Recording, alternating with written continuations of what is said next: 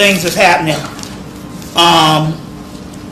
Let me give you a couple of things that's going on right now. Let me see if I covered some of these things. Like I said, I'll go into this later, or we can go into it now. That the Lion of God, which is here's me and my queen in the British Museum, and right here we are with a whole family of segments. There was about 6 of them. I think by the time you came, there was only like a few of them. It was only like they took down about 4. They took down 2 of them. But a lot of times they just put them on exhibits around. This is one of the god Ganesha also. But we also, there's a family of segments up there. So now this Lion of God Ariel, you go ahead and be the videographer for a while. Lion of God Ariel is also nothing but segment, and this is the one that's causing all of this particular information. But I believe it's a cadre of not just 1 or 2. It's a cadre of different goddesses.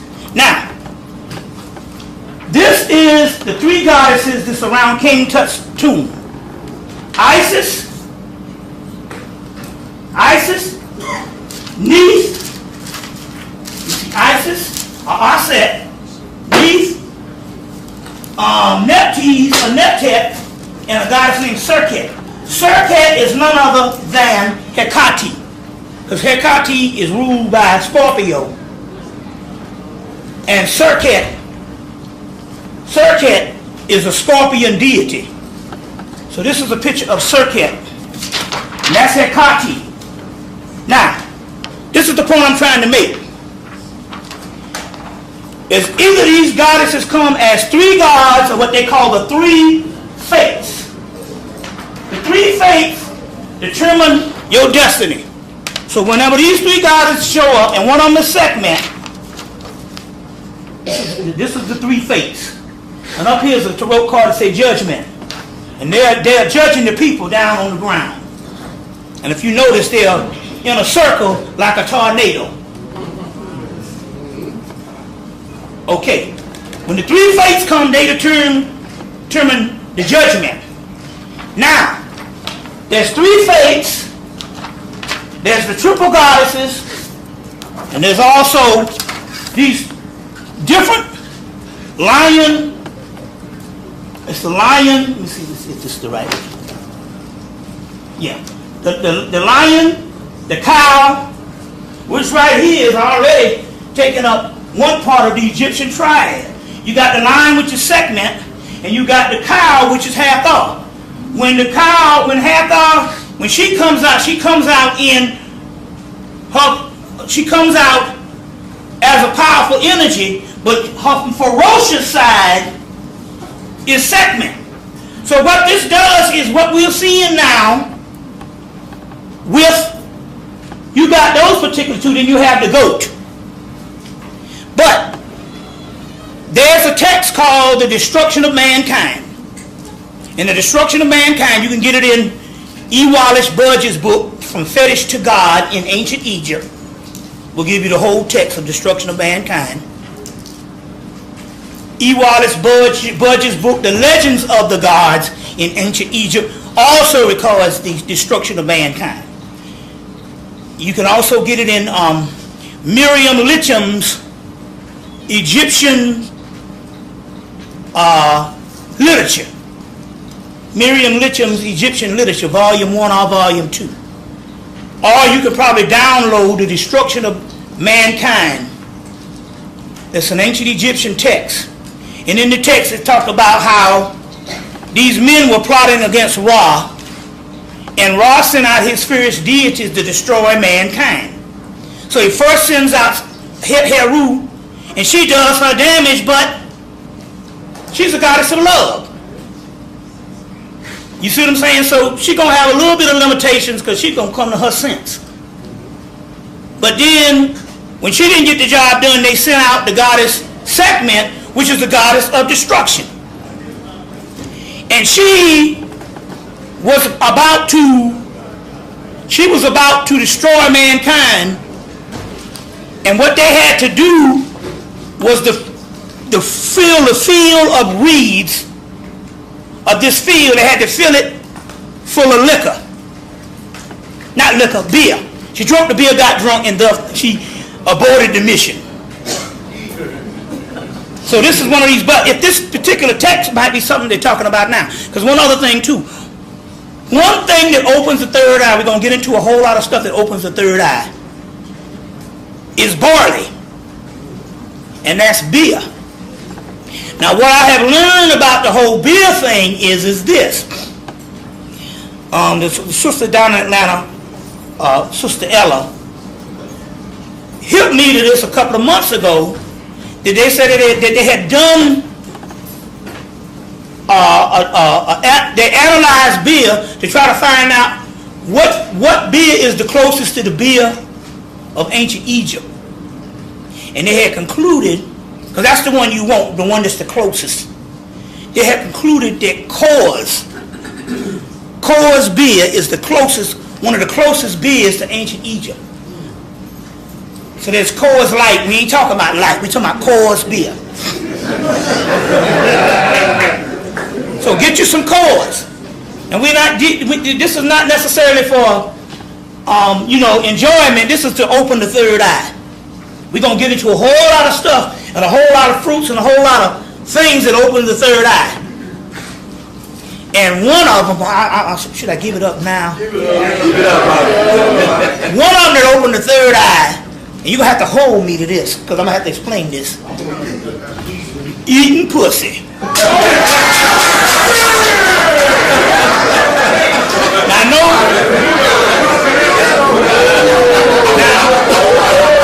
the one thing the black man don't want to do, because you can't just eat it.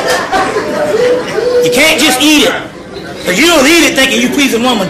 No, there's a metaphysical thing. You got to fall in love with it. There's a difference. See, once you cross that line and fall in love with it, it's a whole nother experience. Whole nother experience. So we're going to get into that whole thing. Why? Because the vagina is actually a living goddess. When you go down to the Mexican thing and you see that Mary Guadalupe, and if you look at her, you will see the labia around her opening. That's the vagina.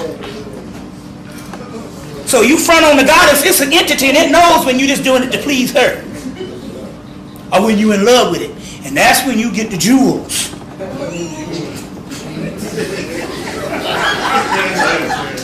Now I'm going to the science of this. But I tapped into it, and I went to another dimension, and I was in my house, and I didn't know where the fuck I was. We're going to go into this, so hold on now.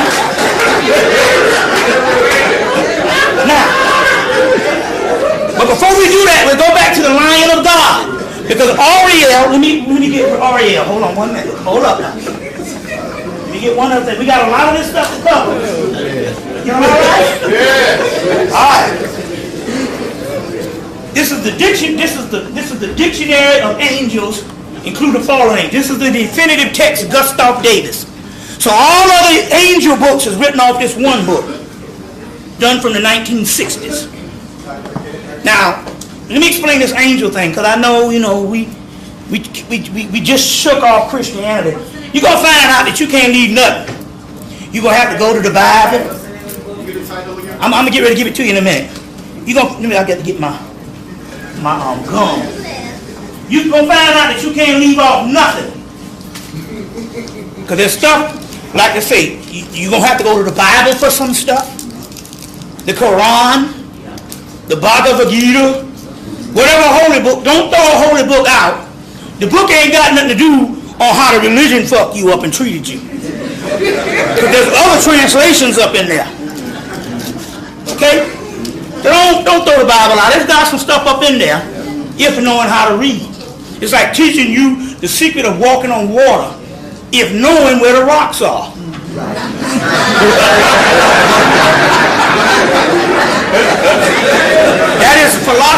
given by the one Bootsy Collins in an album called The One Giveth, 1982. All right.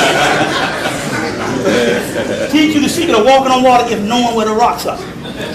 Do yourself a favor and watch the best TV show out. They run it back to back, Tuesday through Sunday. About 4 or 5 shows or 7 shows. Everybody Loves Raymond has got to be the best damn TV show. Anybody ever seen Everybody Loves Raymond? Trust me, get into this shit.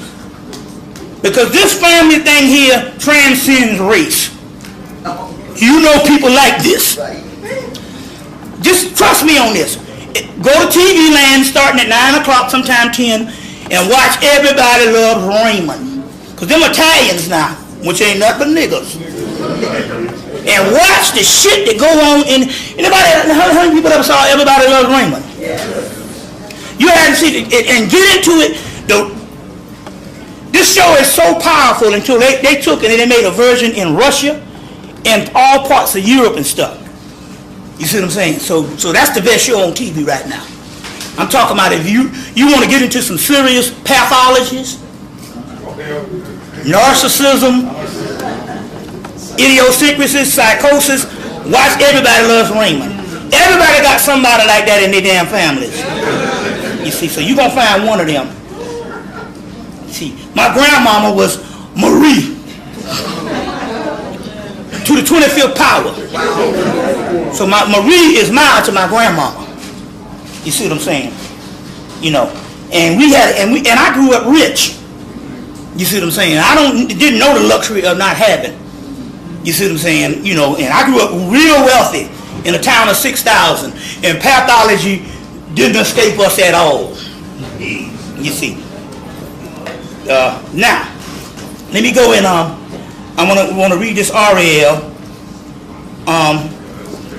to show you the wrath that's upon us. Y'all all right?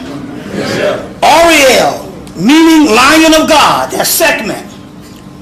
Lion of God. The name of an angel in the Apocrypha Ezra. So there you got your Apocrypha text. Those are some texts that. There's text that was taken out of the Bible, Conference of Nicaea, and then they got a whole Apocrypha that wasn't even added. That in the book of Enoch. Mr. Black God in the house. All right. Yes, sir. Yeah. No. We good. All right. We good. Yeah. We good. Yeah. Okay. Yeah, so it's also in the Apocrypha. It's also in a book called The Greater Key of Solomon by McGregor Mathers and the Graham Grimoire. The tracks of magic, they talk about the magic where it's pictured a lion-headed goddess. Ariel is the name of an angel that is sometimes also a demon. It's sometimes also a demon of the city whence is called Areopolis. The demon of the city, which is called Areopolis. Now what they're saying about this here is not only, when they say, now you got to look at these in science, when they say not only is it an angel, but it's a demon, they're talking about different levels of its power. You see, a lot of this stuff that we think in a spookism is these ancient priests put down as formulas. You see, to try to explain certain forces and elements. And you're looking at it as literal demons, and that stuff don't exist. There's only forces and intelligences. Some of them more powerful than others. So when you get the demon, you're just talking about it's like bleach compared to water. So when they say she's also an angel, but she's also a demon, but they say she is the God that sets over nature. So if she sets over nature, and she's the God that sets over nature as it flows on a natural path, she's also the God, or the goddess, that sets over destruction in the demon form. Just like the Sekhmet and Heru. Heru is the goddess of love, the cow goddess. So she's also, that's cosmic, that's that womb. Sekhmet is the goddess of destruction. And obviously this goat right here is also goddess of natural forces. You see what I'm saying? So, now, this particular hurricanes and earthquakes and stuff is hitting. These are formulas. And they're going to tell you all this global warming bullshit and all that. No. This thing touched down, and this thing looked like 15 atomic bombs hit. What's the name of that?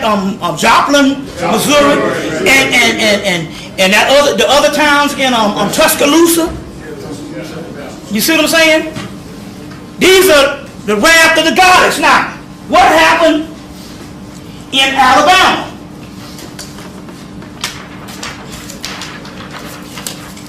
We went down to Alabama in the course. Now, it's interesting here because we found this out. Here are the three goddesses. Well, let me get this right. Okay, here's the goddesses. There's four goddesses that sets around King Tut's sarcophagus. King Tut's sarcophagus. There's four of those goddesses.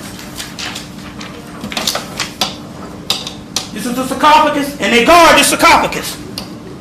Okay, same goddesses. Now,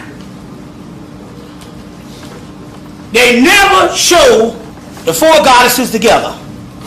They'll show you three. They'll show you three of them. They'll show you one. You see, or they will show you a part of his shroud, but they never show all four goddesses together. So when we ordered these goddesses, we had to order three goddesses from one company, and had to order one goddess, the Isis one, from another company. And then we took these goddesses down to Alabama. I took the pictures of them because I had to order the statues. They sit in my house, all four of them. Took them down to Alabama, placed them around the four girls that blew up in the church. Remember the four girls? And freed them. But we also said, not only are we freeing these four girls, because what happened was, is I didn't know. I went down to Alabama. I couldn't understand it. Birmingham is only an hour, 45 minutes, or 2 hours away from Atlanta. And I was going around the world and never lectured in Birmingham. And so the day before I was supposed to go, they said, you never lectured in Birmingham because you had to wait from all of the 90s up until 2007 when we ordered the four statues to understand that the four statues was going to have to work as the magic to free the girls that got blew up in the church. Well, I didn't know until I got down there that everybody in Birmingham, Alabama said, well, it's known that you could ride by the church and the three girls are sitting, is looking out the window. And this is 40-something years. I think it was 48 years 46 years since, I think it was 1963. And I did this ritual in 2000, the end of 2009. December of 2009. So, these girls was trapped in this church. It's like anything else, like you. See, Freeman say, you can go out in the street and get hit by a car, and it snatches you from your astral body so powerful until you don't know you're dead. You go home and try to get in your house, that's right, and ain't nobody home, and you can't get in there because you don't know how to cross through the barriers. And you don't know you're dead. Well, the same thing happened with these girls. The explosion was so powerful until it knocked them from their astral bodies. And all those years, they didn't know they were dead. They might have went to the funeral, they might have done some things, but they still thought that they were alive entities. And they were, because the spirit is real. More real than the physical. So they was trapped in this church for 40-something years. So we went down. When I got to Alabama, I was going to do a lecture. When I got down to Birmingham, everybody said, well, it's known. Everybody drive out of church and see the girl standing up in the church. I said, well, I know that Christianity speaks against anything spiritual. So I can understand how Christians See, you believe in Jesus, you don't even supposed to believe in ghosts. You ain't never seen Jesus, but you seen a ghost. You know, so I can see how they could be hoodwinked. But you mean to tell me after 60-something years, nobody thought about getting these girls out of this church spiritually? And I go around one day and learn that the girls was trapped in the church, and everybody go, yeah, we see them all the time. So we go down before the lecture, and I put the 4 goddesses out, because like I say, they don't never show these pictures, all 4 goddesses together. We put them out, told them, release these goddesses. We call them Isis, Neith, Nephthys, and Serket. Release these goddesses, or release these girls. I say they are in turn going to raise you up, these ancient goddesses. You use your power to release them, and thus they energize you. 2 years later, this tornado hits Tuscaloosa, and they say these things come on the ground. They only stay on the ground a few minutes and then they leave. This thing stays on the ground, goes, what, how many miles I think it said from Tuscaloosa? 100 miles, 60 miles wide. 160 miles. 6 mile wide and 100 miles, and goes to Alabama. And I go, okay, I see what this is here. These are the 4 girls. Because the Aureole's energy includes all of these particular ones, and that's the 4 elements. See, the 4 elements, that's the reason why they never show the 4 girls together. They'll show the 3 goddesses, they'll show the 3 fates, but this is 4 elements. And as you know, the 4 elements, you see what I'm saying, is a whole other thing. You see, like take for instance, let me show you something here. Here's another one of them guarding this is his actual sarcophagus. And those same goddesses is guarding his sarcophagus. So, they go down to Alabama, and soon as it hit Alabama, I said, well damn, why it would go to Tuscaloosa, and it's supposed to hit the ground and get up. It drives all the way to Alabama. And wrecks on Birmingham. I said, them ain't nothing but them same goddesses. You see, all made possible with the rise of this Aureole's energy. You see, and this is your 4 different aspects of the 4 gates. The 4 gates. This is what's going on at this particular time. Of the 4 gates. And so, this is the type of power that you're actually seeing. And the next thing we know, Bin Laden is getting, released, and the birth certificate is coming out. Any kind of thing to distract you. Now they got all the Republican people declaring, their thing on this election thing. They got the guy John Edwards screwed some girl 4 years ago. Now they're indicting him. Now everything is based on distraction. You see what I'm saying? So be ready for some black person to get killed soon, because the star Sirius is getting ready to rise. And the star Sirius, when it rises every summer, they make sure that they give you all kind of essence festival. And they give you Carnival in London. Now Carnival starts in South America around the same time that Mardi Gras starts here. But in London they give them Negroes Carnival on the hottest days of the year, dog days. First of all, they got to do this and stuff because there's millions of black people in the UK. You see what I'm saying? I was surprised. I thought I was in Harlem. Literally. You see. So when they give them Carnival, they give the people the Essence Festival. You're going to see all kind of little stuff. They give you all your festivals around that time for distraction. They just don't want you laying around on the beach and the next thing you know, you get an epiphany.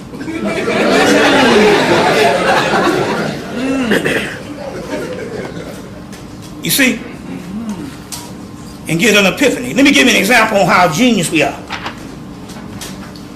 You heard of Dr. Aibo. Now, as you know, Dr. Aibo didn't win the Nobel Peace Prize.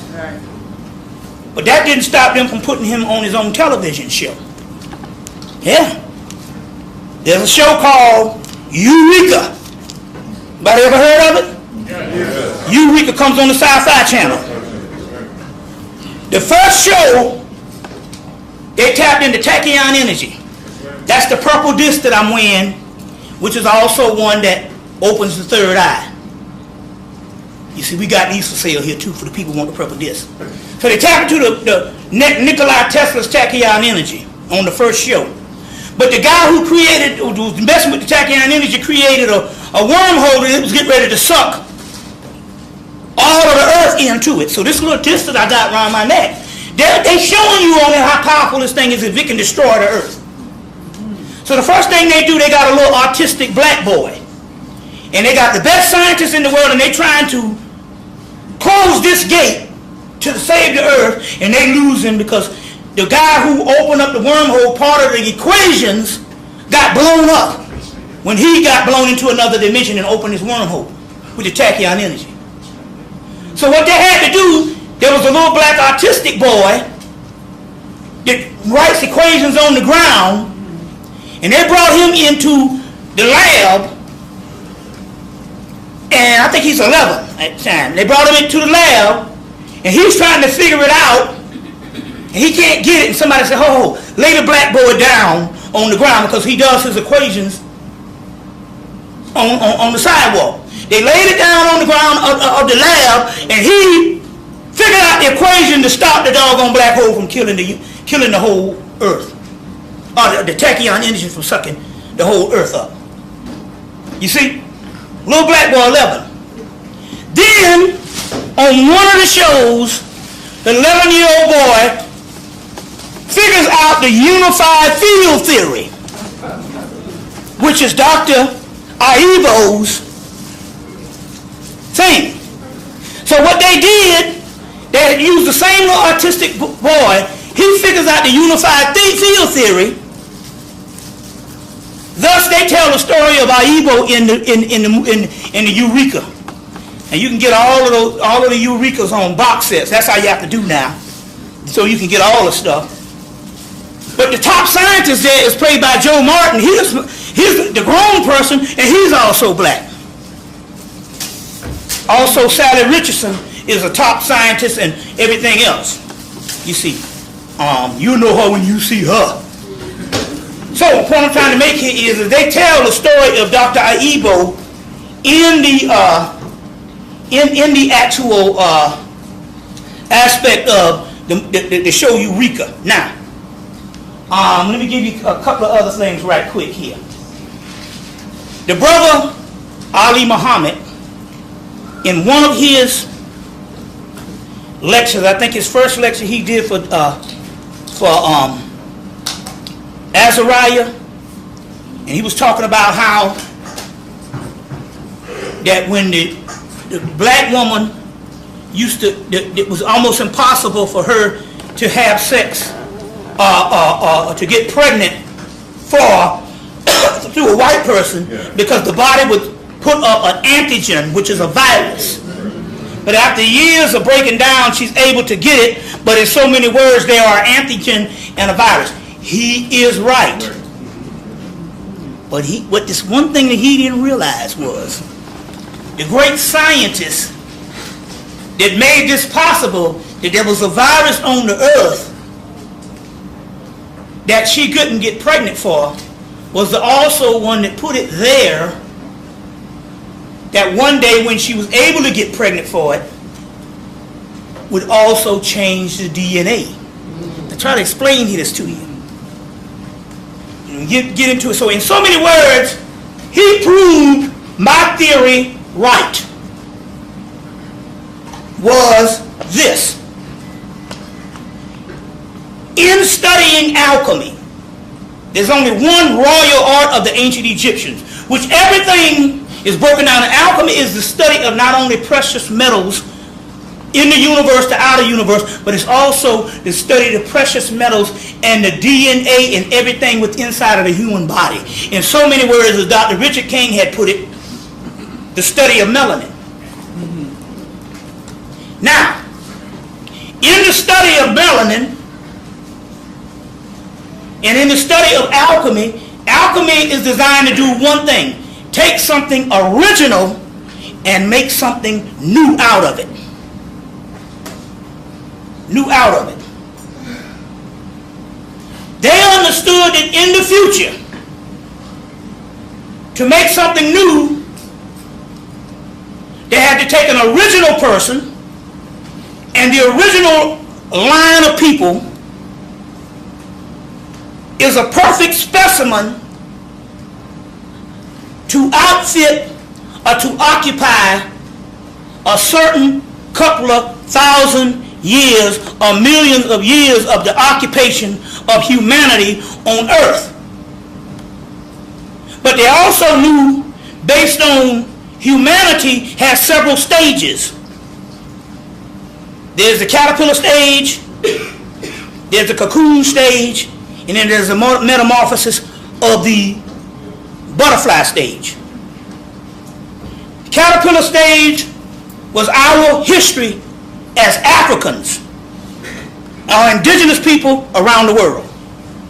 The cocoon stage was us in a hibernation stage, and everything that went on with us to create a new people. So they say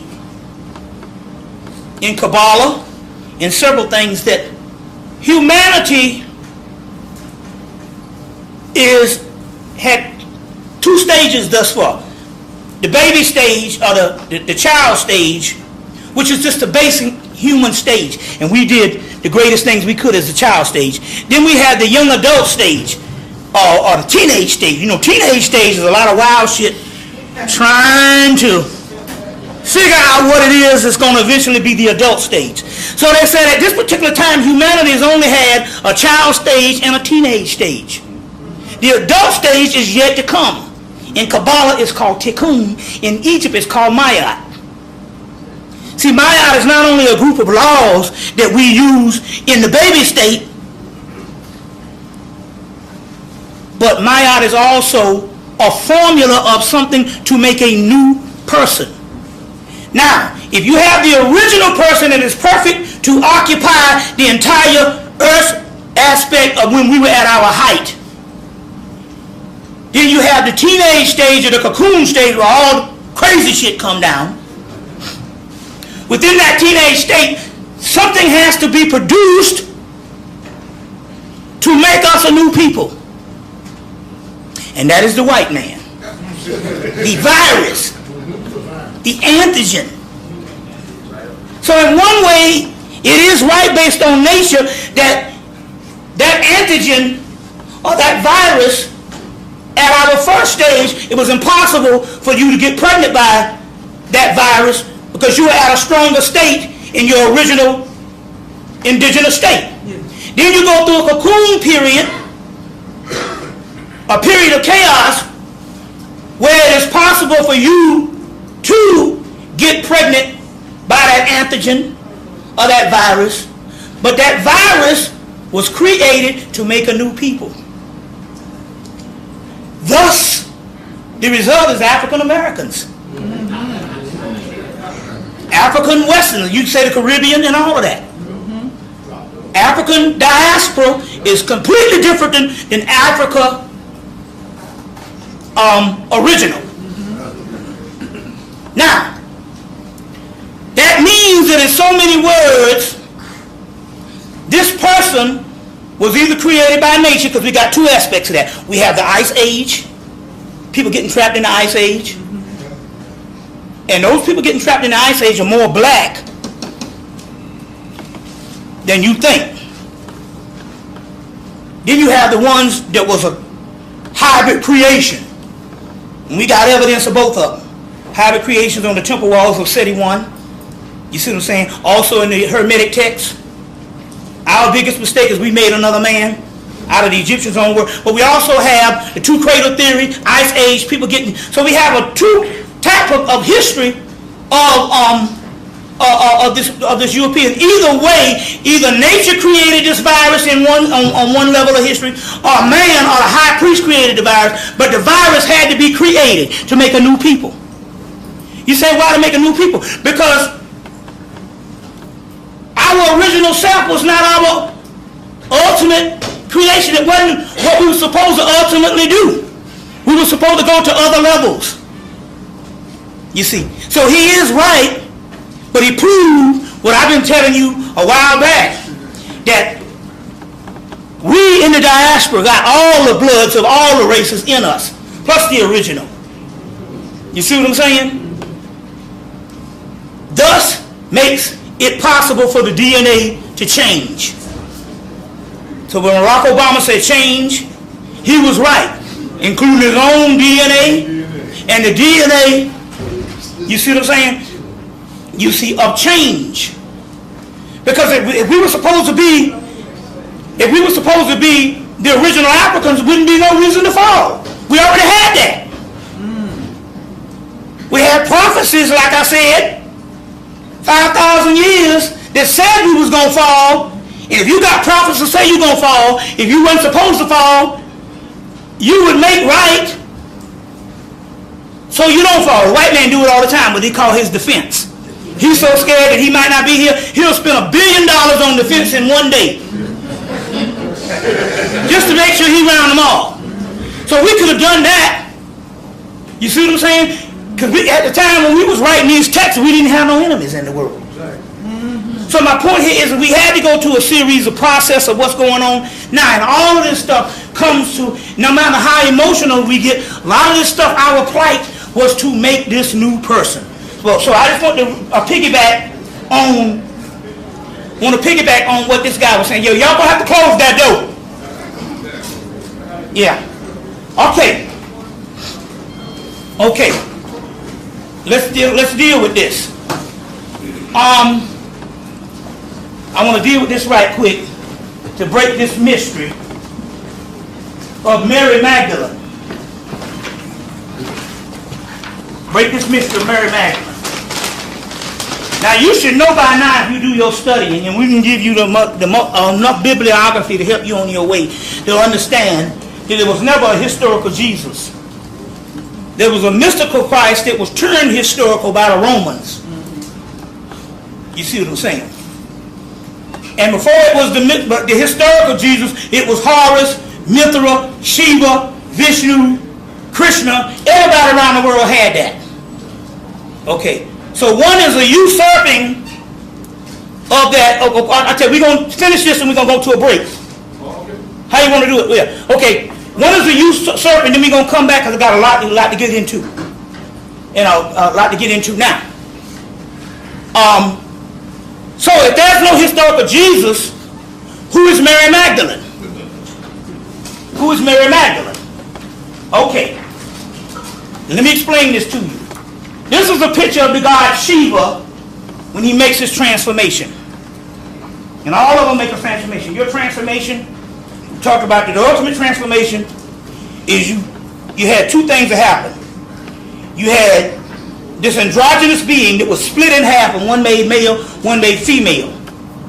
You get the whole one in the Bible about the rib and Adam and made Eve, but remember now, the word rabbi is another word for ribeye. So Eve was Adam's master. When you get the word rabbi, which is master, but it's also ribeye. Rib. You see what I'm saying? Now, in this, we talked about this before. If there was no Mary Magdalene, a historical Mary Magdalene, because there wasn't no historical Jesus, it was only an Osiris, a Horus, or what have you. You see, and the historical Jesus was taken from Gnostic Egypt. It was a Jesus that existed before it was historicalized. That goes all the way back to later day Coptic Egypt created this Jesus, you see, before it was historicalized into a human figure. So if you get a Mary Magdalene, that washed the feet of Jesus and does all these things. That's at Bethany, which is Bethany is when when the tomb is rolled away. She's the first person to see him. What are they talking about in this? And in order to try to understand this, you got to go to Sheba. Sheba has a consort named Parvati. Parvati is one of the most beautiful women in India, or in the world at this time, because this ain't nothing but Dravidian, Indus Kush, black mythology. So she has this consort, and he has this consort, and they become so together in the union of sex until he turns into what is called Shiva Adravardhana or Shiva Hermaphrodite. So what this means here is to go to the highest level of spirituality, we all must access either our masculine half that was torn apart from us or our feminine half. And we'll say, well, how do we know the masculine half ain't just you becoming gay? Because when you access this masculine half, a man, if you are a man, the man is still repugnant to you. So to me, the male is still a harsh, unattractive, and ugly person. I have no desire for the male. But you access your feminine half, which we all have those traits. So Mary Magdalene is a story of the same Jesus accessing back his feminine half. Is called Mary Magdalene. You see, it's called Mary Magdalene. She anoints his feet, which means this is the god Vishnu. Vishnu is laying, he's called a sleeping god or the sleeping Buddha of Vishnu. And right here, this is the god Lakshmi, the goddess of prosperity. She's anointing his feet. She's anointing his feet. Now, Mary Magdalene does all of this, and this is nothing but a story of the Christ figure regaining his feminine half back. But remember now, we are in the crux now of masculine theology. So they had to separate the rise of this feminine aspect of Christ becoming both male and female in one entity, one essence, like all of the gods. But in this particular time, this particular realm is a patriarchal realm, so they have to give you one historical figure of Mary Magdalene and another historical figure of Jesus. Now, the anointing of the feet, because she washes his feet with her hair. The anointing of the feet, remember the last time I was here, and I told you, we'll read this again. We'll read this again. This is coming from foot patches. Coming from foot patches. These foot patches and stuff that came out was real popular in the mid-90s. The foot patch. Oh, dang. And you take these patches and put them on and go to bed at night and you wake up and got all this black stuff in the patch. Well, we talked about here what it says here, and we gave you the exhibit. So we can find this again. Let me see, the natural. Okay, here it is. The natural, where it tells you that what this foot patch does is, let me see if I can find it again. The part about the melanin. Growth of melanin, second paragraph. Second paragraph. On the bottom. Inhibit the growth of melanin. Eliminate. Hold on. Second paragraph. Eliminates impurities from the body and the growth of melanin. What they call that? Comedo arcane, and the grease of secretion of the, what's that other thing? Obesity in the skin. So they say it inhibits the growth of melanin. So what Mary Magdalene is doing, And Lakshmi in the original version, Lakshmi's down here and she's anointing his feet. Now this is one of the things you have to do to get the melanin to flow. The melanin, they say here, parts of it starts in the feet. And when you massage the feet, like Lakshmi was doing, like Mary Magdalene was doing, there was actually loosening up blocked avenues of the melanin to go into the central nervous system to anoint. That's why she rubs his feet. Lakshmi does it.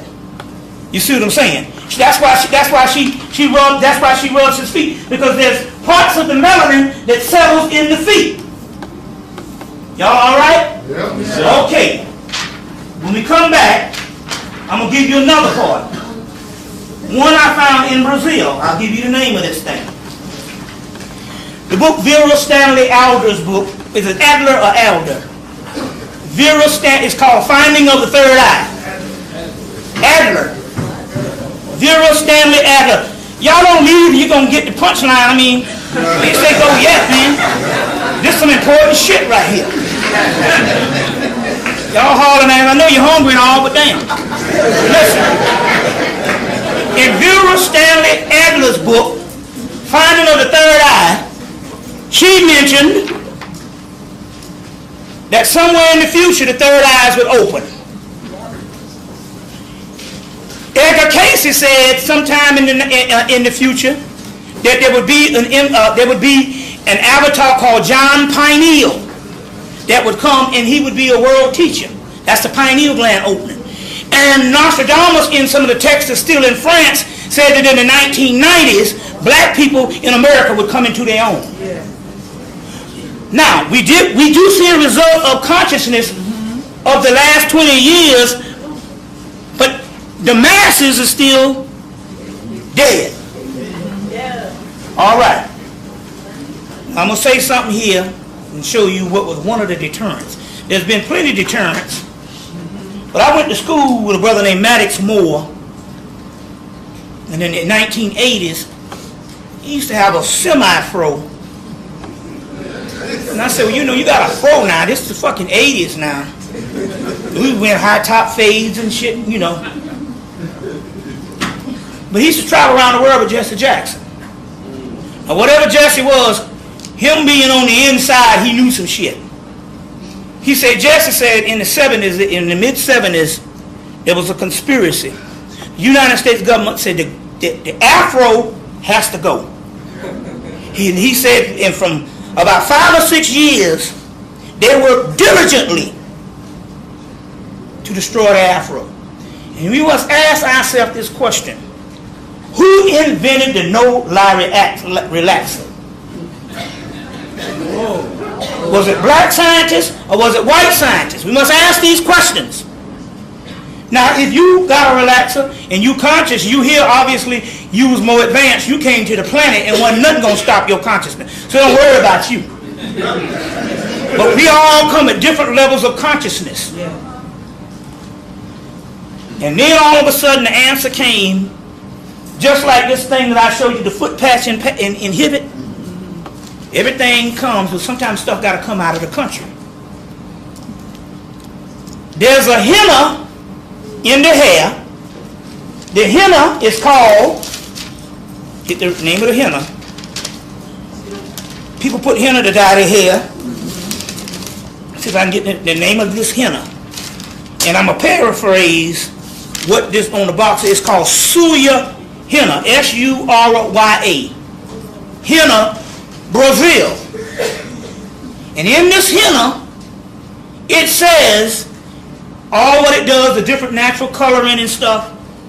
And then it says something just on the color of hair. Hair coloring. So you know the relaxer got to be the real deal shit. It says this henna does not damage the natural melanin follicles. Now this is printed in Brazil because they couldn't print this in America. All these years they couldn't tell you that the relaxer and all of that stuff damages the melanin follicles, thus retards the consciousness. So here's evidence. You see what I'm saying? Now, if you got a relaxer, like I said before, some of you came back to the planet, you was already conscious when you got here. So relax or whatever wasn't going to impede you at all. But then again, I remember when the Afrocentric thing started, and there's reports that most of the people in the Afrocentric movement across the country was mostly men. They said, where were the sisters? Although they had leading sisters, most of the speakers, other than Frances Cress, was stuck in the middle of about 10 different people. And she had an afro. You see, the point I'm trying to make here is there was a delay on the consciousness, and it could have very well been, we must ask this question, did they convene like Jesse Jackson said? He said, no, they fought about 6 or 7 years to get rid of that afro. First they threw that Jerry curl shit. But they said that wasn't doing, because I'm going to tell you something, the Jerry curl fucked them up. Bald-headed women, when they start putting that with that shit activator, their hair grew down their fucking back. We gotta get rid of that shit. That shit is working. See, the Jerry curl, I know women ain't had nothing but a damn shadow on their damn head. They come back and them motherfuckers were looking like Michael Jackson, a group called Ready for the World. Anybody know what them motherfucking Jerry curl niggas? Ready for the World. All of them had them scary curls. So that Jerry curl shit was working. We used to laugh at it, but I know people that didn't have no hair. They put that activator in there. Some people say, fuck it, I just buy the activator. So, but then they had to go more and more into this particular part, especially leading towards the 90s. And by the time the 90s hit, you see what I'm saying? It was all of that relaxed. You see what I'm saying? So my point here is this has a lot to do. This has a lot to do with the consciousness and how they had to fight hard. Now Jesse Jackson was right about that. He was like, no, man. He said, no, they had a whole campaign, a whole government campaign. Get rid of the afro. You see what I'm saying? Get rid of the afro. And so they have been on especially on the black woman's head. They have been, you see, they've been working with that one. The brother is like, lock that nigga up. You see. So it's just interesting here on how certain things go down. So now, what we gonna do? Y'all all right? Yeah. So what we gonna do? We gonna, just so you can warm you up. I know it's cold. We got stimulus packages. You want the womb CD because you might want to transform. You see what I'm saying? I suggest get the womb CD and get that thing here. Now what this is a magical mirror. And what you do in this mirror is you're going to put this mirror on your wall and you're going to practice every day just looking into it. And what you're going to do subconsciously, what it's going to do is it's going to bring out how the pineal gland actually works. You see, so don't get into the Hollywood thing. You see, but now after a while you might see some figures up in there because it's a magical mirror. And they do have magical mirrors that you can actually conjure images, but you have to work at it. It's called scrying. It's called scrying.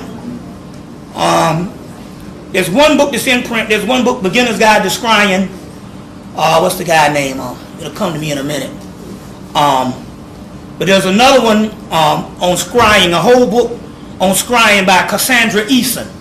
So look up her book, and if you look up the name, and you'll see one of her books on scrying. That's the one that's in print. That's the one that's in print.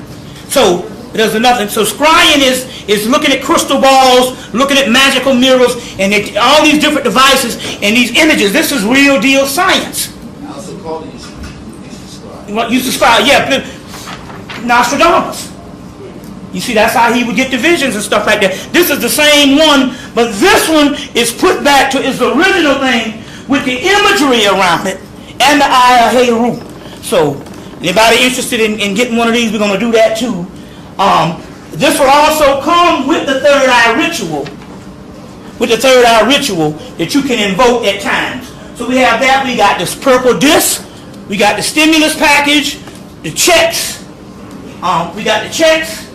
You know, the magical checks. You know, the people sign this thing. You see.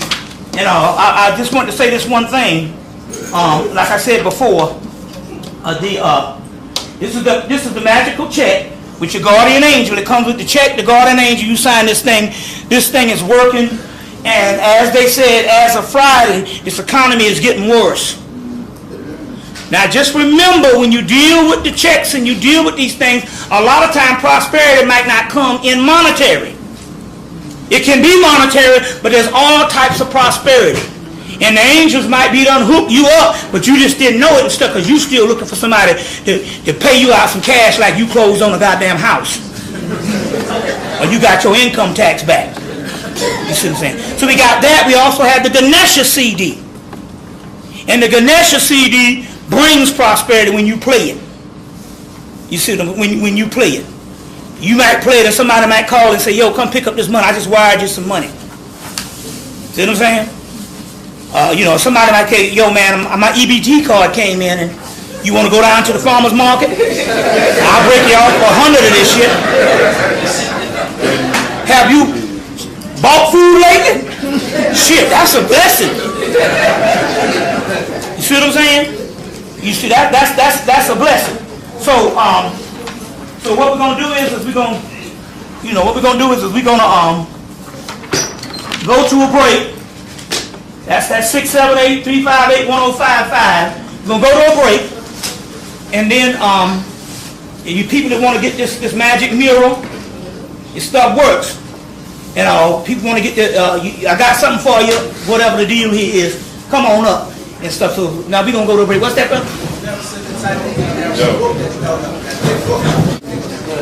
By Gustav Davison. The Dictionary of Angels by Gustav Davison. I got 3 things to announce first. I got my man King Simon. He's doing several events. He's going to have Queen of Four at the National Black Theater at 19. Also, we got the Matriarchal Nation Building Forum going to be July 3rd at Harriet Tubman Center. And also in the house tonight, we got my man Black Dot. He's going to have his album release party June 11th at the Poets Den Theater, 309 East 108th Street between 1st Avenue and 2nd Avenue. Y'all got to go there and show support, man. And another brother named Brother Matt, he has a forum every Thursday night for free at the Albany Housing Projects. He's going to have Brother Umar Johnson on June 16th. The seating is going to be limited for the people that's a part of the forum and also the part of the people in the Albany House. But get that brother some support. That's a good brother. Everybody, peace. We be back. All right. Coney Island is something we do as a tradition here in New York. We have an annual tribute to the ancestors.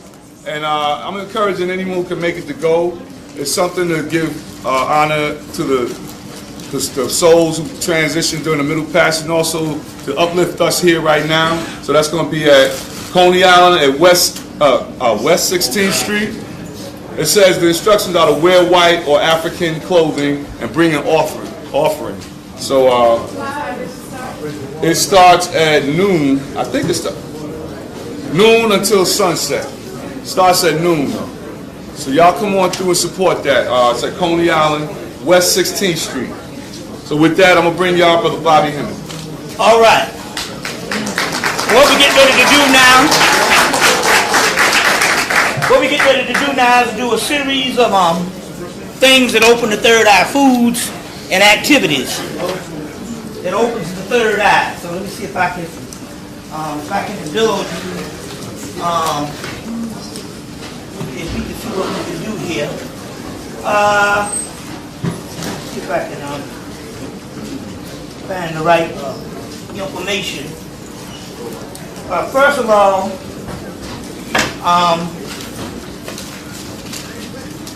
what you're seeing up there is a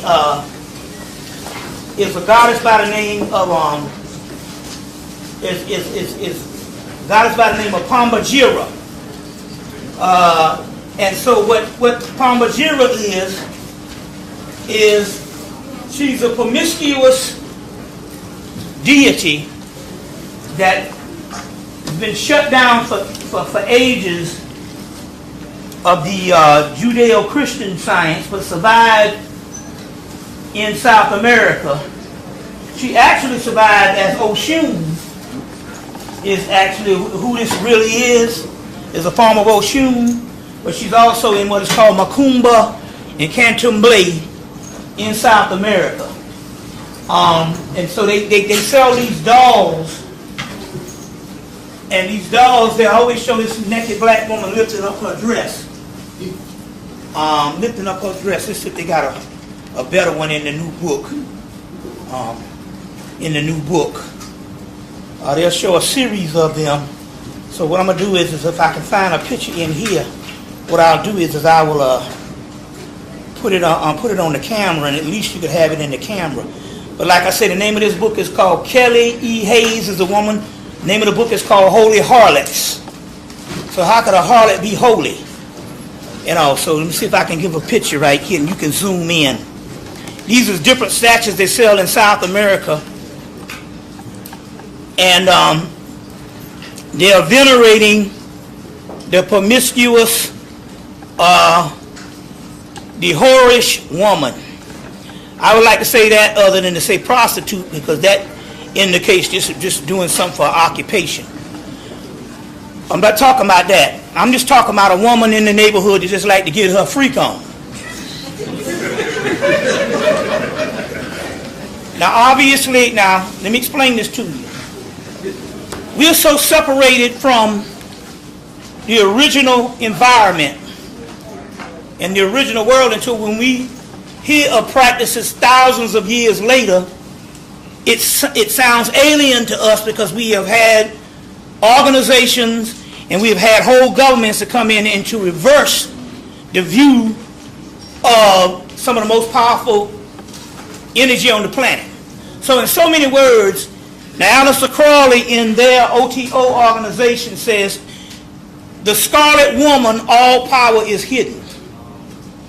And what this is saying here is, in the ancient world, the woman who had been with a lot of males and was a professional at the art of love was the most powerful in the society. You say, well, how does this, because see, our modern mind, based on going through years and years of being pious and years of virtue, a woman don't do this and a woman don't do that, how could this be? So if you take it like the ancient Egyptian priests or advanced societies and look at this as energy, it kind of makes sense. So in this particular way, let's look at this picture. Let me see if I got another one. Let's look at this picture of the sacred mirror, the third eye mirror. And we look at this here as literally a black hole. Anybody knows anything about black hole? The black hole sucks everything into it. It sucks. It can suck whole planets and everything into it and crush it until on the other side of it comes out particles of light. That's what this does. This tachyon energy, this tachyon energy, that's what it does. It's able to capture light and give particles of light the fastest traveling, the fastest in the universe. This thing is able to trap these tachyon particles and stuff like that, and that's why it's a great disc for healing and all types of things. You want to get a book called Tachyon Energy by Gabriel Cousens. Gabriel Cousens is one of the authors. Don't ask me how to spell. What you mean, tachyon or the name? Spell tachyon. Yeah, T-A-C-H-Y-O-N. Now, as far as a person named, you can hang that up. Gabriel Cousens. C-O-U-S-E-N-S. Gabriel Cousens. Like your cousin, plural. All right. So if this is a black hole and it traps energy, the energy it traps in the black hole, that energy becomes a part of that black hole, and that black hole, as it traps more and more energy and more particles, get stronger. Thus is the same way a female vagina does. The more energies that she has, the more stronger she becomes. Anybody ever seen a movie called, remember a movie that came out about 15 years ago, Mortal Kombat?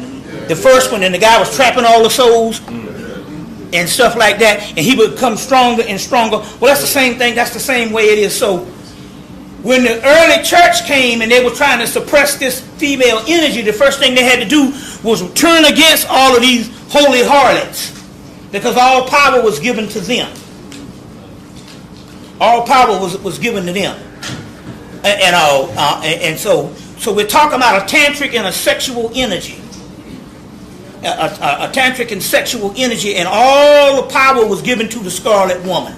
So the more promiscuous the woman, the more stronger she was to use the power that can be converted into psychic energy, magical energy, and if she was so powerful and stuff like that, she could become a literal goddess and could probably do certain things like fly, because we do know we got slave narratives of some slaves that flew back home. See, you got to realize a lot of things.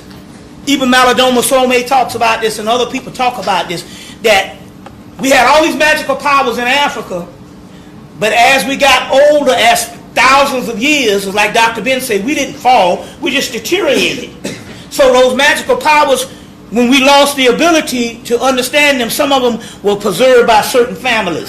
So certain families could still fly. And so when it came to slavery, the ones who could still fly flew back home. Which, this is literal slave narratives. This is nothing funny or anything like this. This has got people that literally got the fuck up and flew back. And the ones who couldn't, this is documented. The ones who couldn't, you see what I'm saying, is because whatever the family, whatever the stuff, that region of that part of Africa, that knowledge was lost. You see what I'm saying? Which is one of the few things the sister that wrote the book Mark of Voodoo, Sharon Calder, did say when they was over in Benin. When they was over there and she was telling them about slavery, and they was like, we already know about slavery, we know everything. They knew more about slavery than we did. She said, how is this to be? She said, because when those slaves died, they just came back home in the spirit realm and channeled that, and gave the transmission, and they had narratives of what happened in slavery over here. You see, that's amazing. And I did, which meant this, because I thought about this the other day. They had a conference back in 1991 down in Atlanta, and anybody heard of Dr. Edward Scobie? Yeah, the son was named Scobie too, right? There's Scobie Jr. or just one Scobie? One, all I know. Yeah, he made the transition, right? Yeah. He told a remarkable story, and sometimes the Spirit just told me to tell this story because he told the story, and this thing basically, boy, it's probably one of the most remarkable stories. Just like the one where the people went back to Africa, and after they died, came home and told all of their experiences. So when she got over there, they told. This is what he said. He said that from 1865 to the early 1900s, all these laundering laws and vagrancy laws and laws on laundering was enacted throughout the United States, all over the United States. And he said that after 1865 and black people got out of slavery, they walked all over the United States. You ever heard him talk about this? Yeah. Looking for their ancestors that had been sold off in slavery. So they say, in the daytime, some nigga just appear in the middle of town. All over the United States, it's black people just appearing like Night of the Living Dead.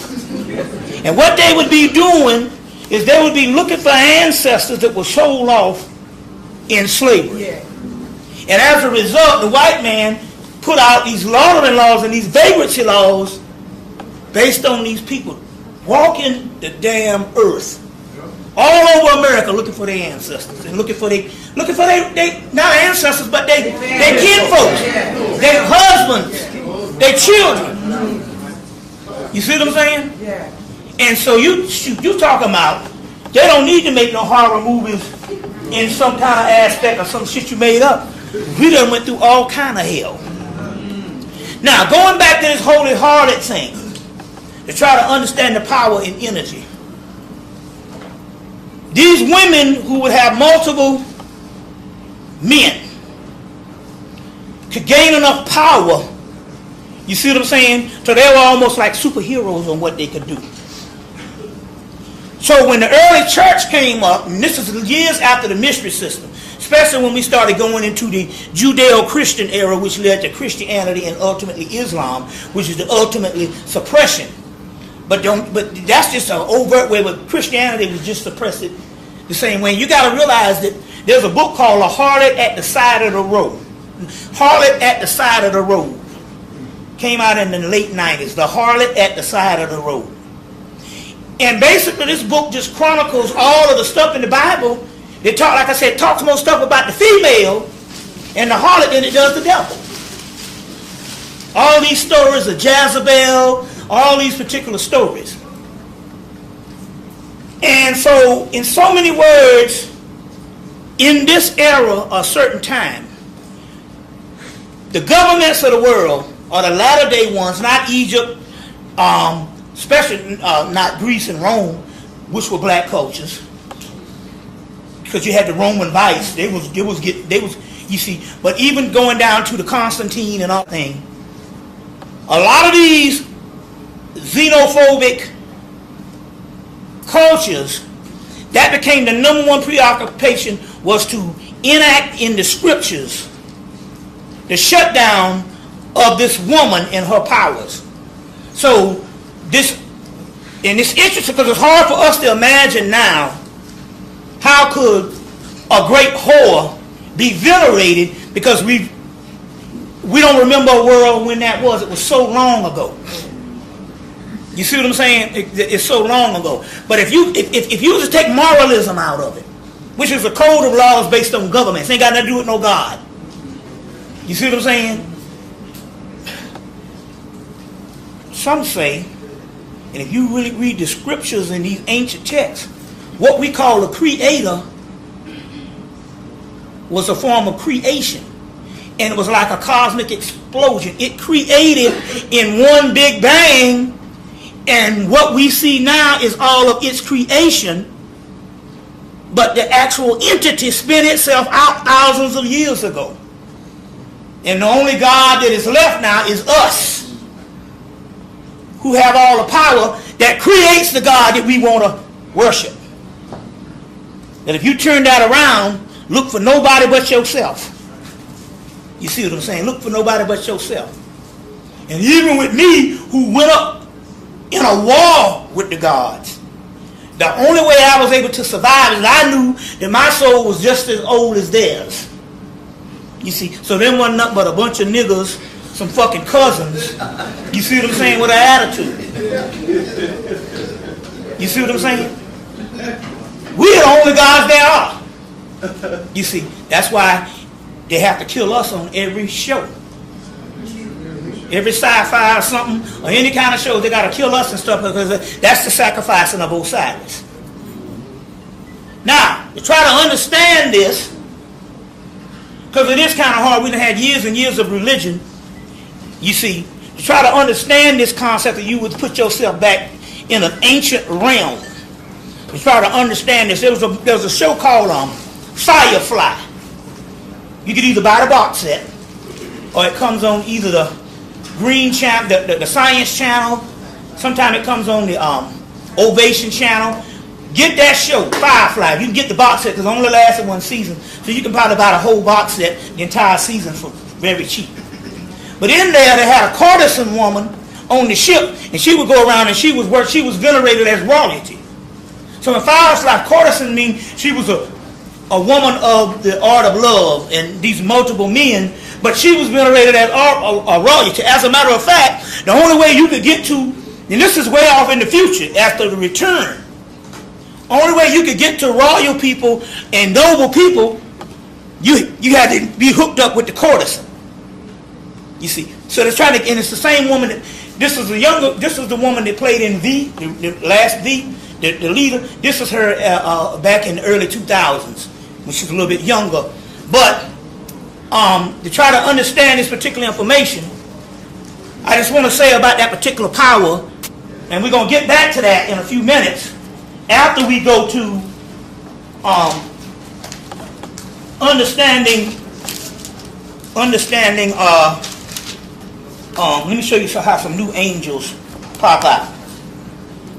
Here's a book called The Grimoire of Armadale, A-R-M-A-D-E-L, The Grimoire of Armadale by McGregor Mathers. This book came out, it was a very expensive book in the 90s, until it became paperback, I think, in 2003. Now this book here has all types of grimoires, and it has all kind of sigils and stuff of angels. So I was going through this book. Let me get a pair of glasses. Got so many now. Shit. Believe me, I know John Henry Clark. I know what happened to him when he went blind. Reading all them damn books. I read all them books in the 90s. And shoot. In the mid-2000s, shoot. I think Pictures is leaving now. Damn some words. You know. Yeah. Shoot. I want to show you this here. This is the Grimoire. And it has different ones of the Archangel Michael and the different sigils in it. And they give all of this. It's called, this is now $14.95. It was something like $50-something when it was hard back in the 90s. It's called The Grimoire of Armadale. And I was looking through this book, and this jumped out at me. I'm going to show you this. They got Gabriel, Michael, Samuel, Uriel. They got all of these. And this one, they got Lucifer, which means light bringer. And Lucifer is the pineal gland. Light bringer, Lucifer. Pineal gland. That's what that means. All this stuff has got us all spooked out. We talked about that. But then I found this god called Auratron. And it jumped out at me, Auratron, that jumped out, and first it says, They got an Auratron on Star Trek? Something like that, they have a name. You never know, because I know the supernatural, they got Castiel, which is an angel of Saturn. They got Raphael is on there. They got all of them on Supernatural and stuff. Which interesting here what they did. Anybody ever see Supernatural? Yeah. Okay, they drive around on a 67 Impala. 67 black Impala. Last year before last, if you look real close, because all your police cars now are Impalas. Now, it started in the late 90s, in the late 90s with the I think it was the Volvo, where they take these old cars and make a newer version of the old car. They got your Camaros, they done had your Beetle, they done had your Thunderbird and all that. If you look real close at the Impala now, they fashion it after the 67 Impala. There's similar version of that made into a new car. And since these people are supernatural drive around in this car, a black one, I don't know, but if you go outside in Atlanta and ride around, you're going to see at least 15 of these Impalas in an hour. Now I think it's some magical ritual stuff going on. And now all of a sudden the police cars up here are the same Impala. So anyway, so I know they do stuff with TV shows and all. Now this Auratron, it says, is concerning the creation of the souls of man. And immediately I knew by knowing what Auratron is, if you know the Yoruba tradition, that is Obatala. Obatala is he's one of the oldest Orishas, but he was the one that created a lot of souls, and he got drunk off palm wine and created retarded people. Down syndrome and all that. But check this out. There's a Babylon in Richmond, And he has a great white following. They be in the class too, and they be like, and every time they ask him what they had, well, the black people, well, you know, you Oshun, you Legba, he always say, you Obatala. But there might be some type of thing that he's getting, because this cat is, you know, they got this box. They got one. This cat, to show you how powerful he is, he got there's a voice that talks in a box. It's a spirit, and it talks in a box. It's over in Nigeria, but he can't get it through customs. You remember there's a brother in London. Anybody seen the London series? There's a brother that he's seen that. He's the brother named Israel, and he opens for me, and he does some stuff. He got a series of things. He is an installed king of a small village in Nigeria, about 30-something people, I think. You know, he lives in London, but every time he go over there, he got one of them same voices in a box that talk to him. It's a spirit. And there's some tape that I think Azariah has it. It's called Owning the Spirit. And about to go down to Haiti and you buy these certain spirits and stuff like that. Now that cat there that says about the Obatala got one of them talking spirits over in Nigeria. So so it might be something to this whole thing. But I do know that this particular one in here, his name is Aratron, is nothing but Obatala. And this is in the book, McGregor Mather's book, The Grimoire of Armadale. I just wanted to add that in on some getting closer to some new information. Okay, now let's deal with a couple of things here. Number one, melanin people is connected to the moon. Anything lunar, anything that's dealing with the moon, anytime you deal with any kind of magic, any kind of science, anything with the moon, you're dealing with melanin. You see, you're dealing with melanin. You see what I'm saying? Even when you cut your grass, you're supposed to deal on a cycle. There's a waxing and waning cycle, and you do it on the waxing cycle. It's gonna grow back in 2-3 days. You see what I'm saying? So the moon is key when it comes to melanin. Now, Elijah Muhammad said that the moon was separated from the earth, and when I first heard that, I thought this man was crazy. Then I heard the Dogon say the same thing, and then National Geographic came out and said the same thing, as well as Rudolph Steiner. But National Geographic did a whole shit on moon mysteries about 2 years ago, and the moon came from the earth. Now they might do the thing, say about a meteorite crash and a portion of the earth became the moon, but nevertheless the moon has a lot to do with it, and with melanin. Now, melanin in India is also called Sama.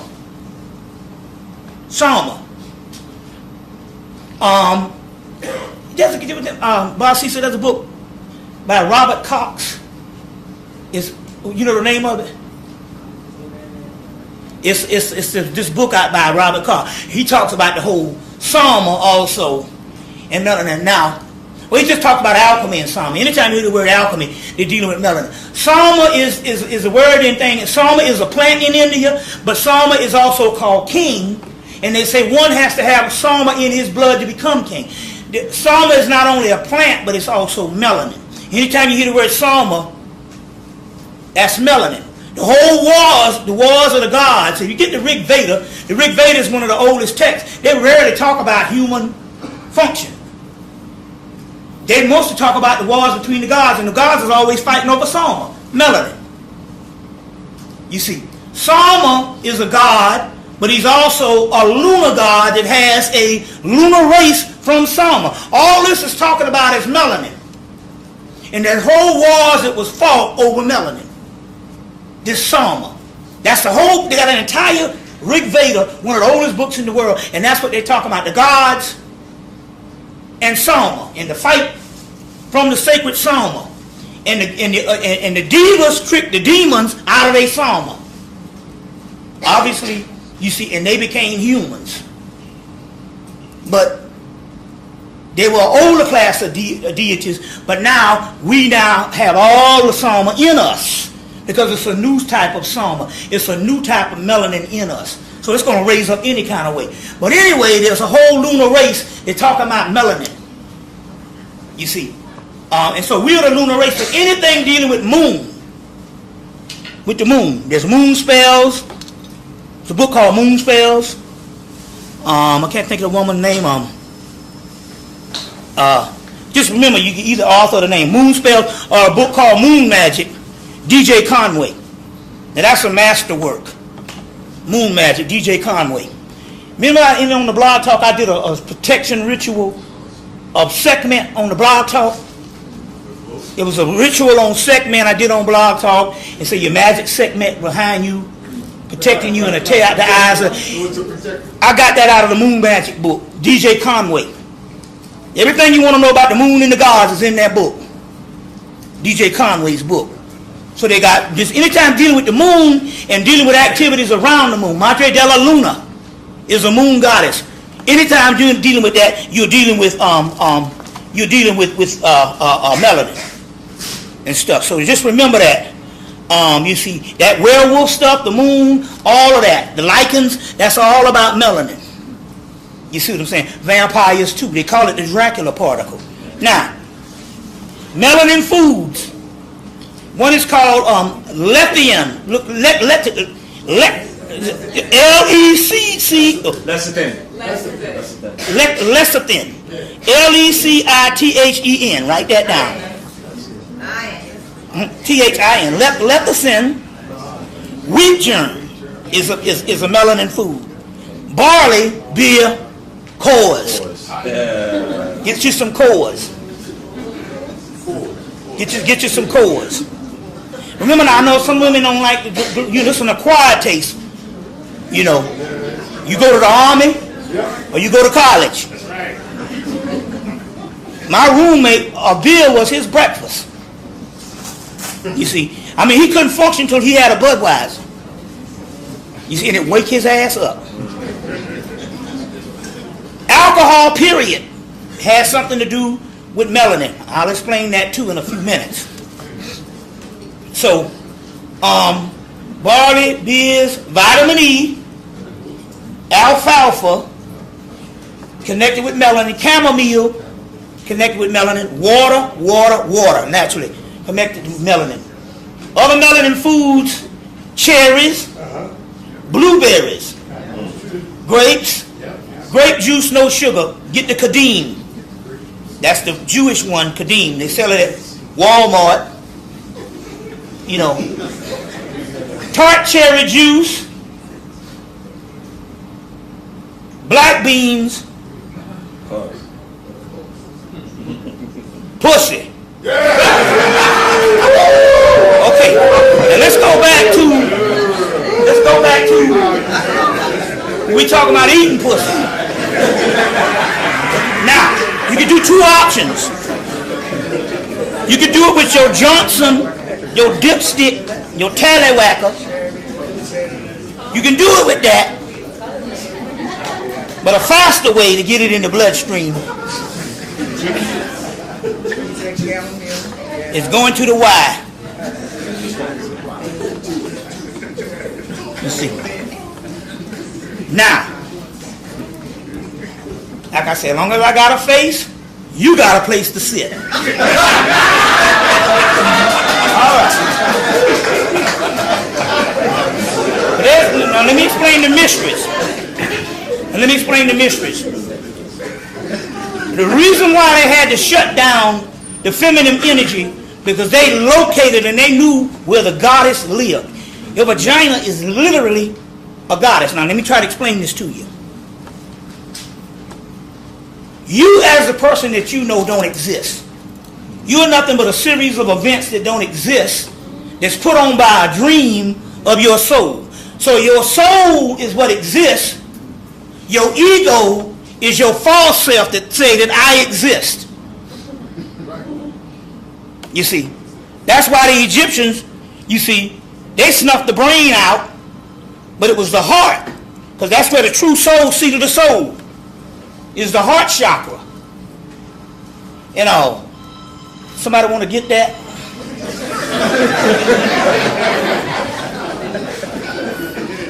Is the heart chakra. So now, the soul is the real self, and it is connected more to the vagina, you see what I'm saying, than the false self. So they knew that the vagina was actually a goddess. Now, let me explain something, how advanced this thing is. How advanced this thing is. Right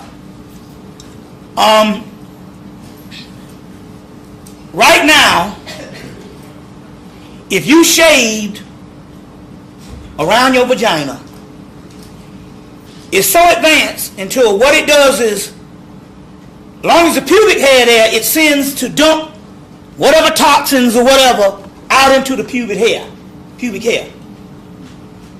That's where your smell and all that come from. Once you shave, it becomes purified. You see what I'm saying? It becomes purified. And what it stops sending the toxins, and it comes out in other systems, armpits, ears, urine, feces, or what have you. But the vagina becomes purified, and what it will do, it will not emit no smell whatsoever if you do that. Because what happens here is, the vagina is a living intelligence unto itself. You see. Now, it emits some stuff called collars within the vaginal fluids. This is the most powerful stuff on the planet. They're called lunar fluids, melanin fluids, collars. And these particular collars is stuff for healing and opening up the third eye. So two things you can do. If you can get her to emit collars, one of the fastest ways to emit her to emit the collars is going to the Y. But it's not. But it's an intelligent. They know if you down there and you are not doing, you're not enjoying it. You're only doing it to please her, but you are actually repulsed by the aspect. Then it's you wasting your time, because this is an intelligent. It knows. You see what I'm saying? When you're not enjoying it. So the whole concept here is, but one of the best ways to do it is when you shave. It's called, she said, I am Isis. No one has lifted my veil. Lifting the veil is when you shave. When you shave. Now, you can leave your little patch of hair up here if you don't want to look like a, now, because now, hell, you see them pornos, man, they be looking like newborn babies and shit. It ain't, But why did the porno industry start doing shaved hair? You see what I'm saying? Because they understood, it cuts down, because what happens here is the smell is coming from the veil, because the veil is the dumping ground of toxins. So if you eliminate that, it automatically shuts that pump off. And you become pure. And I'm telling you, there is absolutely no smell. It's absolutely no smell. You see, we don't know that now because we ain't on the cutting edge of sexuality, because we're not a free people. White people are a free people.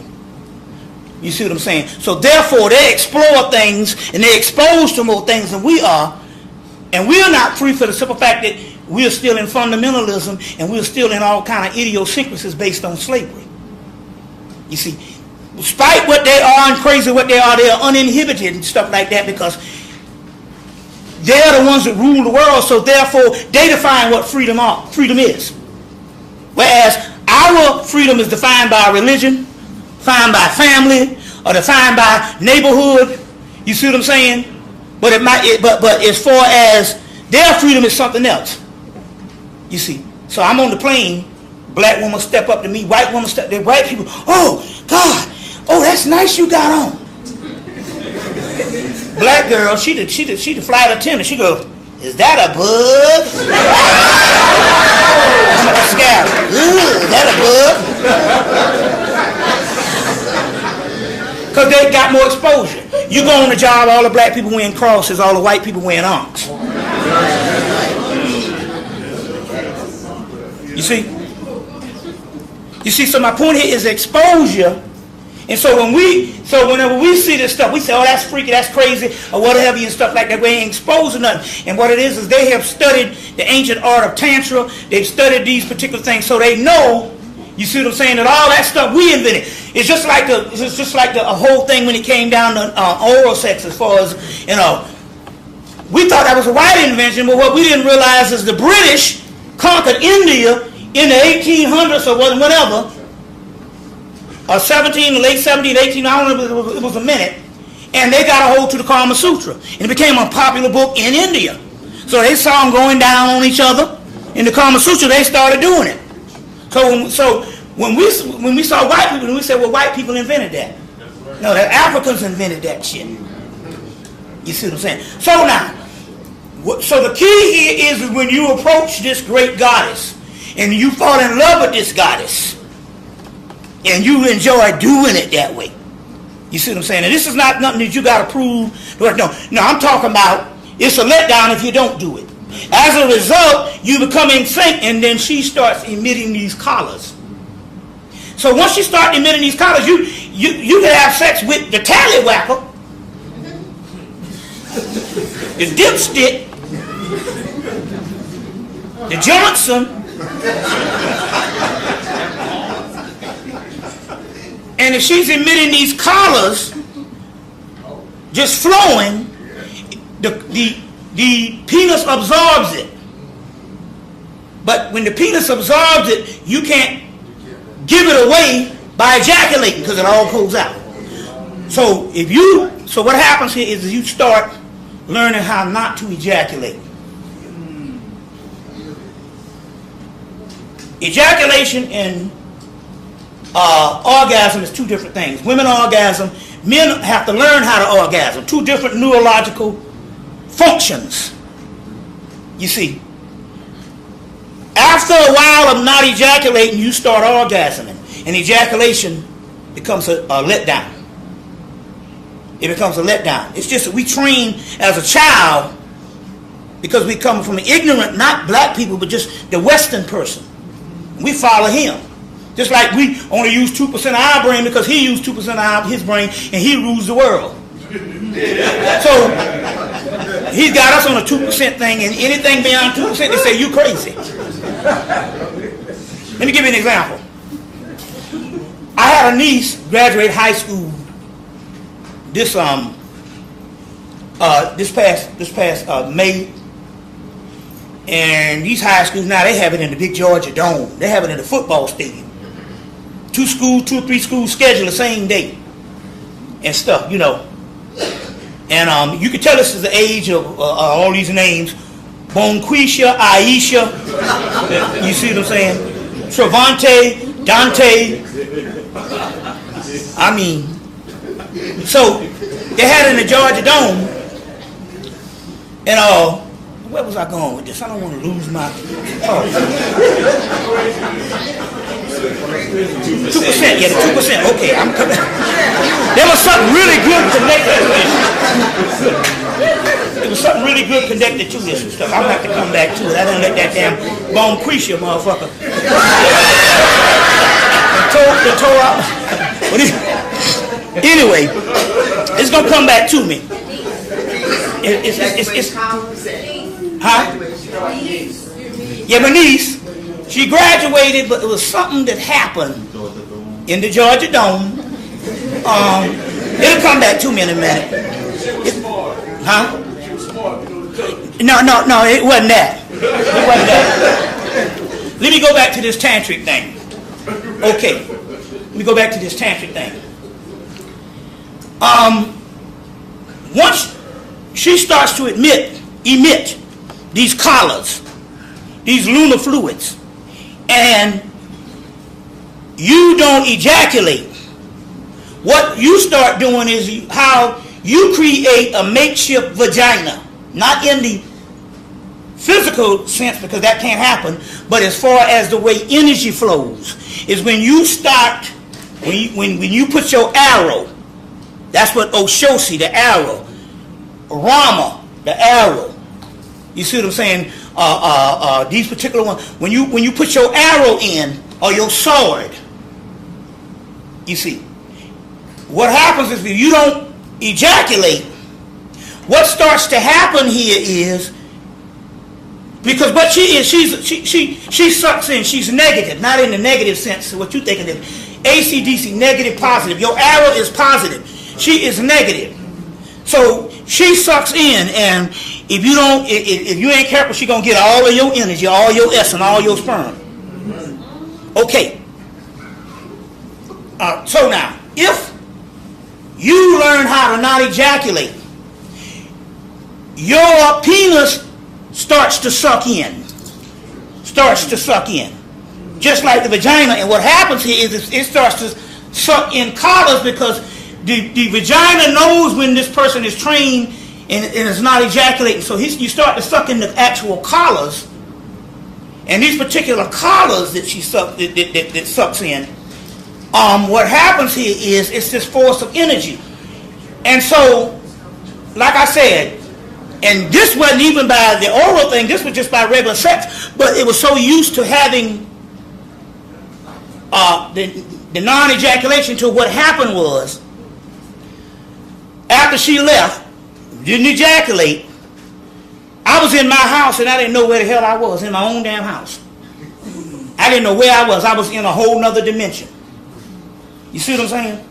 In my own house. So, this is this particular power, but one of the keys here is it has to know that you are into this and not necessarily doing this stuff here to please somebody. You have to fix it in your mind that you are kneeling before the goddess.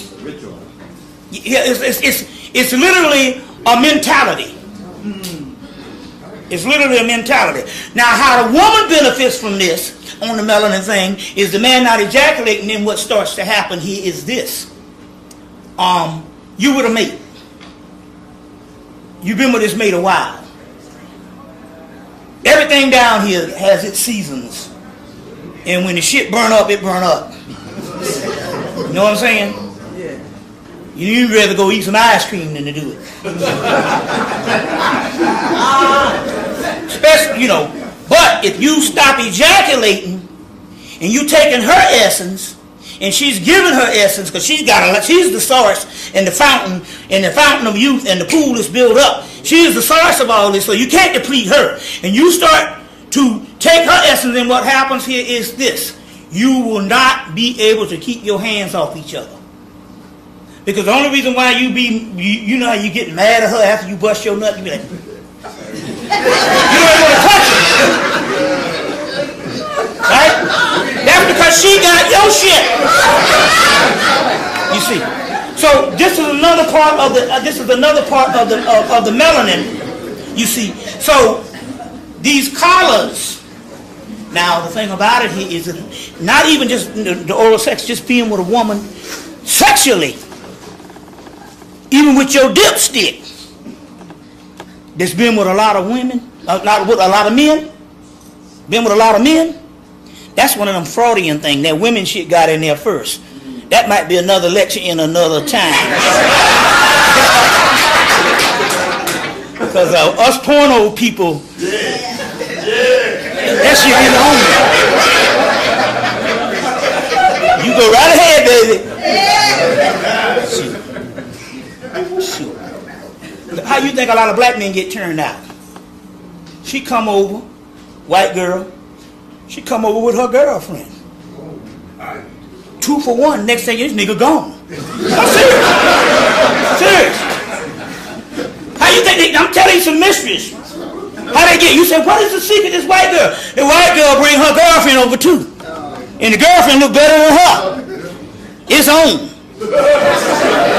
I'm just telling you how niggas get turned out. You see. So. Just give me one of them secrets. This is one of the brothers from Detroit told me how, how they do it. And he said she probably never brought her girlfriend over. You see what I'm saying? I don't want to get into that stuff like that. All this stuff here is science if you don't look at this shit as moral. I'm going to be honest, being moral ain't never got you shit. Your children locked up by the millions. And you've been worshiping Jesus. You see what I'm saying? But this is the key. This is the key. When it comes to this particular energy, the more men she's been with. That's what I'm trying to say. Because, you know, I know a lot of guys, you know, they would never admit it. But you know what I'm saying? They like a good hoe. They've been trained to go out, you know. You see. Me, you know, and so, okay, now I'm going to tell you a little secret. I had Ginger. Now, Ginger was Ginger. When I first started lecturing, I started lecturing at age 30. The Spirit said, look, you get ready to get caught up because the women are going to come after you like crazy. Sure enough, the third lecture, two sisters came up and they said, we're ready to follow you to the Star Series. So what happened was, you see, I'm telling that Martin Luther King thing and all that stuff about that. Something about a man speaking. So what happened was, I was with Ginger for about 7 years because they sent her to block. She was 11 years younger than me. She didn't want no children. She was still in school. You see what I'm saying? So she was too young for what she was trying to do, and they sent her to block, and she was with me for 7 years. When she left, all the babes that it was in my line of sight was in their 40s. They had already had the children. You see what I'm saying? They had already had the children and stuff. So it shifted. You know, when I was in my early 30s, all of them was coming childbearing realm. I couldn't have no children. Hell, I lectured for fucking 9 years on damn $300 a lecture. You see what I'm saying? I was literally a pauper. But I had to get this, and I knew that if I had them children, that shit would be over. A little bit of child support, it was over. So, but I knew at 30, I wasn't supposed to have children. So they sent her as a young girl to block. So when and one day we just woke up, and I said, you ready to go? She said, like, yeah. I said, it's all good. And we were sitting in the house laughing, and people all down the East Coast, oh, this is so bad, y'all breaking up. We laughing and shit. I said, my mama told me when I first took, she said, that goddamn young ass girl gonna leave you, nigga. The year after we hooked up, a psychic said, y'all just gonna be together for, so we already knew it. So the day she said, the day she said, and what happened was, I was vegetarian for like 4 years. Then we got back on the meat. Oh, it was pleasure. Then she went back to vegetarianism, and my boy came down from South Carolina. He said, y'all ain't gonna be together long. He said, cause soon as that eating shit break up, that's a social thing. He said, y'all ain't gonna be together long. And a week later, we knew that it was over.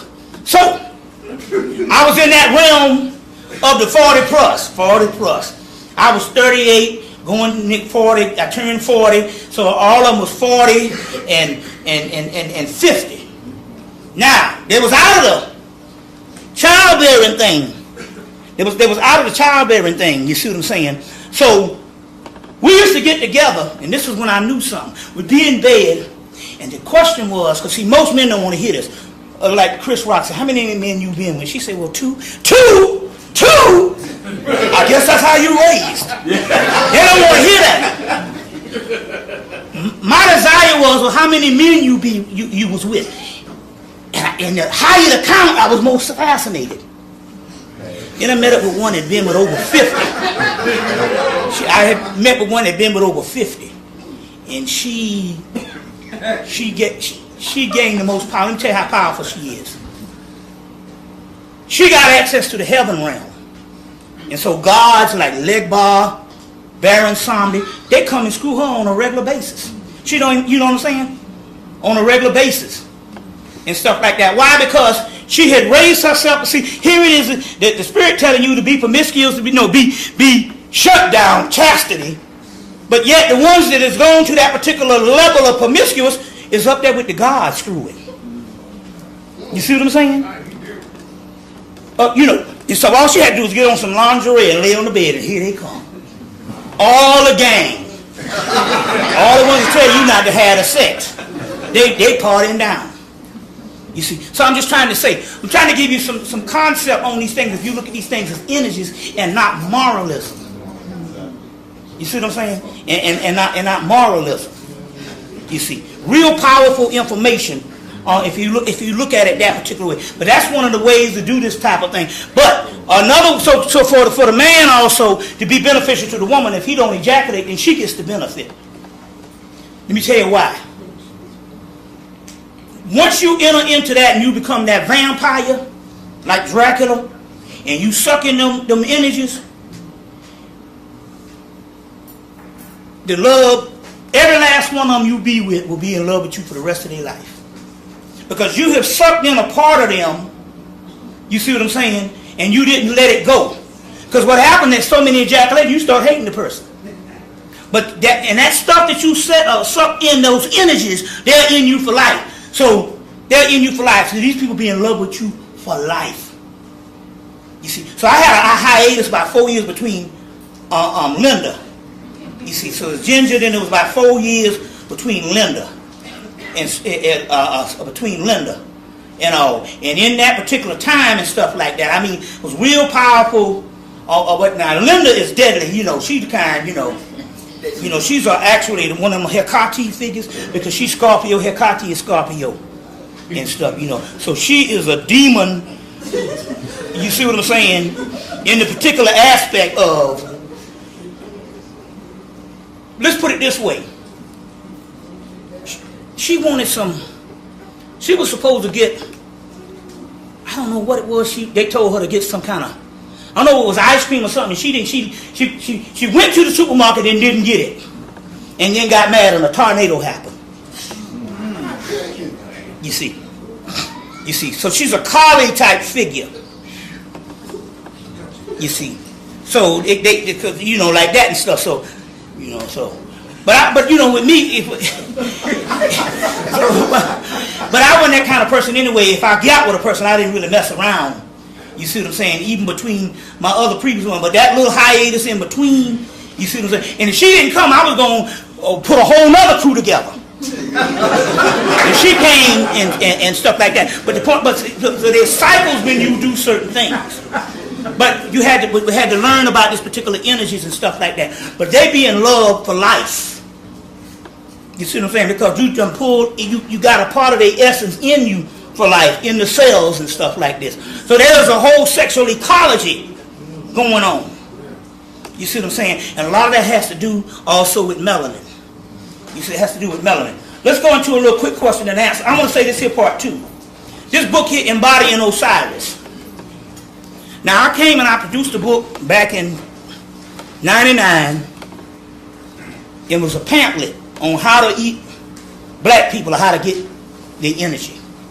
And they was explaining in here that the Native Americans, there was a movie called Ravenous came out. And basically, if you can get that person and eat a part of that person, you become superhuman. And it's called Pasquati in Native American. Come to find out, they got texts that the shit was started by the Egyptians. Now, the white man used this text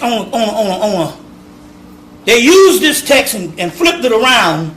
It's on the Science Channel or the Green Channel or one of them on how Egypt fell. They were talking about the old kingdom. They said that the Egyptians started eating their children. See, they will take lies like that and they'll flip it around. This book tells the story on the document on what used to happen.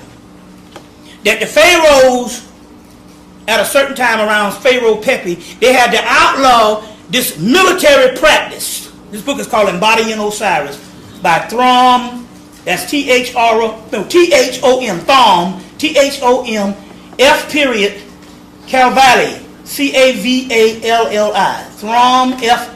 Calvalli, C-A-V-A-L-L-I, C-A-V-A-L-L-I, Ph.D. This is called Embodying Osiris, the Secrets of Alchemical Transformation. In here, let me see the page. Thom, it's called Embodying Osiris. Thom, T-H-O-R-M, F period, Calvalli, C-A-V-A-L-L-I, Ph.D. I think it's on page 30 to 31 or something like that, cannibalism. And what they were talking about, the Egyptians weren't cannibals. The Egyptian, the high priest understood that they wanted to win a war. You would cut a piece of that person's body off and eat it. You become superhuman. Just like Dracula.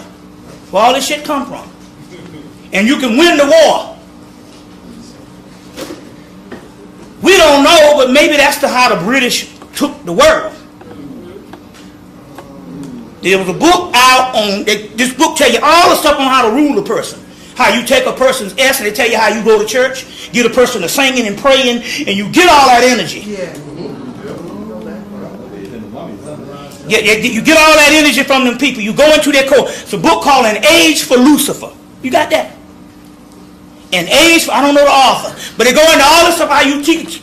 You get a person energy, you send their ass to church, they start jumping around getting the Holy Ghost, and once their essence come open, Yeah. you can steal that. That's why the white man got you in church every Sunday. He used Yeah.